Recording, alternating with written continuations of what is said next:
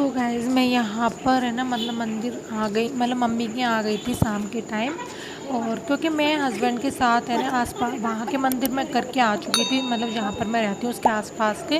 और मम्मी की साइड के मैं कुछ दिन पहले भी नहीं करके आई थी। हम लोगों का क्या है, अनंत चौदस पर या धूप दशमी पर मंदिर करते हैं, सारे दर्शन करते हैं भगवान जी के। तो यहाँ पर मम्मी के मैं आ गई थी, शाम को 5 बजे आ गई थी। तो मम्मी यहाँ पर आई थी आरती के दीपक जलाने। मम्मी ने कही थी चल यहाँ पर यहीं से, फिर मैंने बोला था ठीक है मम्मी यहीं से मैं निकल जाऊँगी। तो यहाँ पर दीयू भी खड़ी हुई है। और यहाँ पर हम लोग काफ़ी ज़्यादा गर्मी लग रही थी क्योंकि काफ़ी लोग आए हुए थे, लेकिन ज़्यादा पास पास नहीं थे, सब दूर दूर थे। और ज़्यादा ज़ोरों से नहीं इस बार पूजा हो रही है। मैंने कि जैसे कि बताया था कि ये फेस्टिवल होता है हम लोगों का, इसमें सभी लोग रेडी होकर अच्छे से रेडी होकर सब लोग आते हैं मंदिर, और सब लोग मंदिर में ऐसी पूजा वगैरह करते हैं। मंदिर के एकदम एकदम अंदर जाना अलाउ नहीं है। और इस तरीके से कोई मुंह ढक के आ रहा था, कोई मास्क लगा के आ रहा था। मैंने मास्क है ना अपना पॉलिथीन में, और मम्मी तो हैंकी से बंद करके आई थी। मम्मी ने मास्क नहीं लगाया था, मैंने मास्क लगाया था, दीयू ने लगाया था। तो मैंने जो पर्स था मम्मी के हाथ में दे दिया था, उसी में रख दिया था, क्योंकि मुझे बहुत ज़्यादा गर्मी लग रही थी, सफोकेशन सी हो रही थी, मतलब सांस घुट सी रही थी। तो मम्मी और ये सबसे छोटी वाली बहन तो हैंकी लगाई थी, वो मम्मी हाथ में पकड़ी है ना रेड और वाइट कलर का, मम्मी वाइट कलर का। और ये बहन हैंकी लगाई थी रेड कलर का, मतलब मास्क नहीं लगा के आई थी। ये भी क्योंकि उस घुटन घुटन सी होती है ना, लगाए रखो तो ऐसा है। तो इसलिए वो हैंकी लगा कर आई थी, मैं मास्क लगा कर आई थी क्योंकि मैं काफ़ी दूर से आई थी जिसके कारण से। बट फिर मैंने कहा कि ठीक है, फिर मैं उतार दे रही हूँ, काफ़ी प्रॉब्लम हो रही थी। आरती वगैरह करने में प्रॉब्लम होती है ना, बोलते हैं तो मुझे कुछ ज़्यादा घुटन होती है, इस कारण से फिर मैंने हटा दिया था। फिर मैंने जाने के बाद, जा रहे थे तो देखिए लगा लेते हैं क्योंकि चेकिंग भी चल रही है, आप लोगों को पता है, फिर अपनी सेफ्टी अपने हाथ होती है। तो यहाँ पर हम लोग आरती कर रहे हैं, आरती में मैंने उतार दिया था। और ज़्यादा भीड़ नहीं है इस बार, नहीं तो हम लोगों के प्रोग्राम में ना काफ़ी काफ़ी काफ़ी भीड़ होती है कि मंदिर में पैर रखने की जगह नहीं होती। और ये जो मंदिर है ना पूरा कांच का बना हुआ है, आप लोग देख सकते हो कि पूरी कांच की इसमें डिज़ाइन वगैरह दी गई है, बहुत अच्छे तरह से डेकोरेट किया गया है। आप लोग देख सकते हो यहाँ पर पूरी झालर झूमर सब कुछ बनाकर लगाया गया है। यहाँ पर मैं मम्मी और दिया खड़ी है, और यहाँ पे दो दो चार लोग ही हैं अभी मंदिर में, क्योंकि कोई भी बैठ नहीं रहा, आ रहे हैं जा रहे हैं। और ये मेरी फ्रेंड की चाची का बेटा है, ये अंकल जी हैं, ये मेरी अम्मा के, मतलब सॉरी मेरी बाबा के दोस्त हैं, इस तरीके से। तो ज़्यादा इस टाइम भीड़ नहीं है, दूर दूर है, नहीं तो मंदिर में पैर रखने की जगह बिल्कुल भी नहीं रहती है। सभी लोग आरती कर रहे हैं, धूप लगा के घर पे जा रहे हैं सीधे सीधे, कोई रुक रहा नहीं है, आते जाते बन रहे हैं। और कोई भी है ना आसपास नहीं दूसरे से बातें नहीं कर रहा, नहीं तो प्रोग्राम होते हैं। इस टाइम हम लोगों का क्या है ना, त्यौहार होता है, त्यौहार में ना इस मंदिरों को, सभी मंदिरों को एक दुल्हन की तरह सजाया जाता है।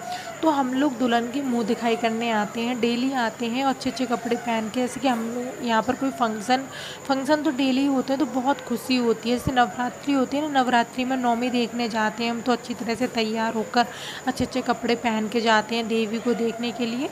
इसी तरीके से हम लोगों के ये 11 दिन के होते हैं। जैसे अभी आपकी नवरात्रि आएंगी, ये कनागत ख़त्म हो जाएंगी, उस पर नवरात्रि आएंगी। ऐसे हम लोगों के यहाँ होता है कि ये जो हम लोग के मंदिर बहुत अच्छी तरह डेकोरेट होते हैं, प्रोग्राम होते हैं, बहुत सारे चैलेंजेस होते हैं मंदिर के, क्वेश्चन आंसर वगैरह के, इस तरीके से। तो चलिए अब मिलूँगी मैं आप लोगों से घर पर जाने के बाद, और आप बताइएगा वीडियो कैसी लगी। चलिए मिलती हूँ घर पर। तो यहाँ पर है ना आरती वगैरह हो रही थी, ऐसे मेरी बहन है तो वही। तो आप लोग देख सकते हो कितनी सुंदर झालर टांगी हुई है यहाँ पर, है ना। तो यहाँ पर हम लोग मस्ती मजाक भी कर रहे थे, और अच्छा भी बहुत लग रहा था, मुझे तो बहुत ज़्यादा अच्छा लग रहा था। तो मम्मी यहाँ खड़ी थी, सभी लोग। गाइस गुड इवनिंग, और कैसे हो। और जस्ट मैं अभी मंदिर से आई हूँ मम्मी के यहाँ से, फिर मैं यहाँ के मंदिर गई थी जस्ट बगल वाले दर्शन करने। और यहाँ पर भैया ने बोला कि तुमने पर्चा नहीं पढ़ा था मंदिर का, मंदिर में प्रोग्राम था, तुम इतनी लेट आ रही हो। मैंने फिर बोला कि मैं अंदर मतलब दूसरे मंदिर गई थी इसलिए लेट हो गई। और आज हस्बैंड के साथ भी सुबह मंदिर गए थे दूसरे वाले, फिर यहाँ पर गए थे, फिर इधर वाले गए थे। हाँ, तो इस चक्कर में क्या हुआ कि वो भैया गुस्सा हो रहे, देवर लगते हैं एक्चुअली में, वो देवर लगते हैं, तो गुस्सा हो रहे थे, कहते तुम लोगों के चक्कर में मैंने परमिशन ली पाठ कराने की, और तुम लोग इतना लेट कर रहे हो। और देखिए लिपस्टिक अभी तक बिल्कुल भी क्रैक तक नहीं हुई है।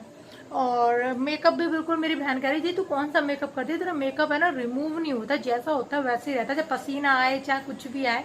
मैंने कहा हाँ रहता है, क्योंकि मैं ना कुछ जो भी कॉस्मेटिक यूज़ करती हूँ वो कंपनी के होते हैं, लोकल नहीं होते। और देखिए कुछ थोड़ा सा भी इन्वेस्ट करो, मेरा ये मानना है चाहे 4 रुपये इन्वेस्ट करो लेकिन अच्छी चीज़ में इन्वेस्ट करो। अगर आपके पास 4 रुपये नहीं है तो बेहतर होगा बेकार चीज़ में इन्वेस्ट, अंधेरा क्यों आ रहा है, बेहतर होगा कि आप बेकार चीज में इन्वेस्ट करने से अच्छा करो ही ना।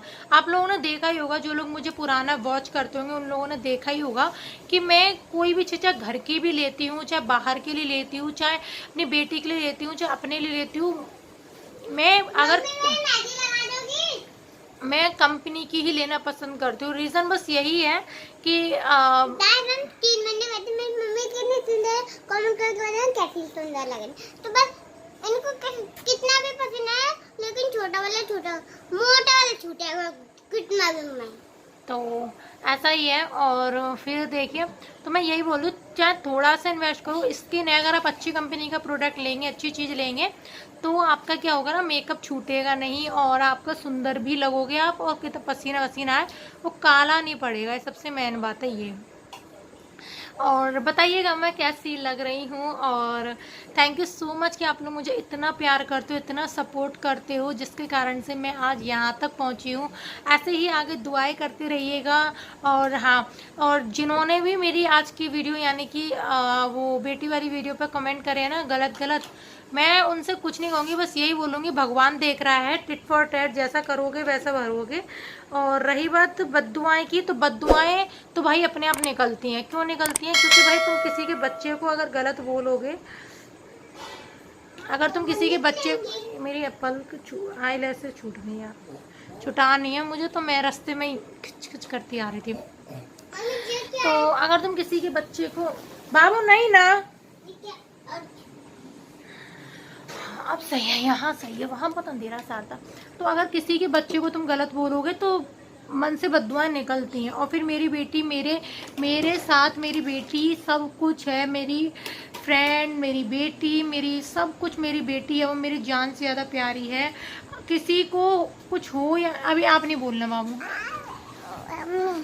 किसी को कुछ हो रियलाइज या नहीं हो, लेकिन मुझे पता है कि मैंने अपनी बेटी को इस दुनिया में लाने के लिए कितनी स्ट्रगल करी थी और क्या क्या फेस किया था। आप लोगों को तो शायद मैं आधी भी बात शेयर नहीं कर सकती हूँ, लेकिन हर बात खुल के नहीं बोली जाती, बट आप समझ आइए मैंने अपनी बेटी के लिए बहुत कुछ फेस करा है, इसको दुनिया में लाने के लिए बहुत कुछ फेस किया है। तो मैं अपनी बेटी के लिए इतना सा भी नहीं सुन सकती हूँ। और बद्दुआएं तो तुम इतनी बड़ी बात बोलोगी किसी के बच्चे के बारे में, तो वो तो तुम्हें लगेंगी बद्दुआएं। और हर किसी की किस्मत में बच्चे नहीं होते, ये बात सच है। और बच्चे ही होते, अभी रुक जाओ ना बाबू, अगर बच्चे ही होते तो वो ऐसा कमेंट करती ही नहीं, जो इतना गंदा कमेंट करा। उनका कमेंट ये था कि तेरी बेटी पागल है, तेरी बेटी मेंटल है, तोतली है, उसे पागल खाने में भर्ती कर दे। कौन सी माँ सुन लेगी इस कमेंट को, आप ही बताइए। मैं अपनी बेटी को, मुझे तो लग रहा था वो पागल थी, और सामने होती तो शायद मैं मेंटल खाने में उन्हें भर्ती कर भी देती, अगर सामने होती तो। पर वो ना पीछे पीछे बक बक बक बक करने की आदत होती है लोगों को, पीछे ही बोल सकते हैं, इनकी हिम्मत नहीं है कि ये मुंह पर बोल जाए। इनके अब जब इनके ऊपर बात आती है ना, इनके ऊपर जब ये सुनती हैं तब इनको बहुत ज़्यादा बुरी लगती है। क्यों बुरी लगती है? क्योंकि इनके ऊपर जब बात आती है ना, और ज़्यादा इन्होंने गलत कमेंट करे, तो देखिए मैं क्या करूँगी वो बहुत अच्छी तरह से पता है।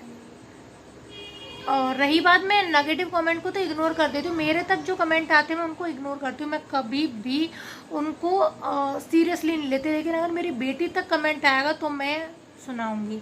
और हाँ, एक और कमेंट आया था, देखिए मैं यहाँ पर किसी का एग्जाम्पल देती हूँ, कुछ लोग हैं जिन्हें मेरे इन लॉज से जोड़ देते हैं। तो यहाँ पर एक बात बता दूँ, भारत में 80% लोग लड़कियां डोमेस्टिक वायलेंस का शिकार हैं, ठीक है। तो यहाँ पर मैं अपना एग्जाम्पल नहीं देती, मैं बहुत सारी लेडीज़ों का एग्जाम्पल देती हूँ जिन्होंने बहुत कुछ फेस करा है लाइफ में। मैंने खुद अपने सामने देखा, मेरे कई सारे सब्सक्राइबर हैं जो मुझे इंस्टाग्राम पर अपनी स्टोरी शेयर करते हैं। कोई कमेंट सेक्शन में भी कर देता है, कोई इंस्टाग्राम पर करता है, लेकिन करते हैं बहुत सारे लोग। तो मुझे पता है कि 80% लोग ऐसे हैं भारत के। तो इस बात में ये सच है, तो इस बात से मुकर नहीं सकते। तुम कितना भी बढ़ चढ़ के दिखाओ कि हाँ हम ये हैं वो हैं, ऐसा मैं मान ही नहीं सकती। जॉइंट फैमिली में ज़्यादा लड़ाइयाँ होती हैं, ये बात सच है।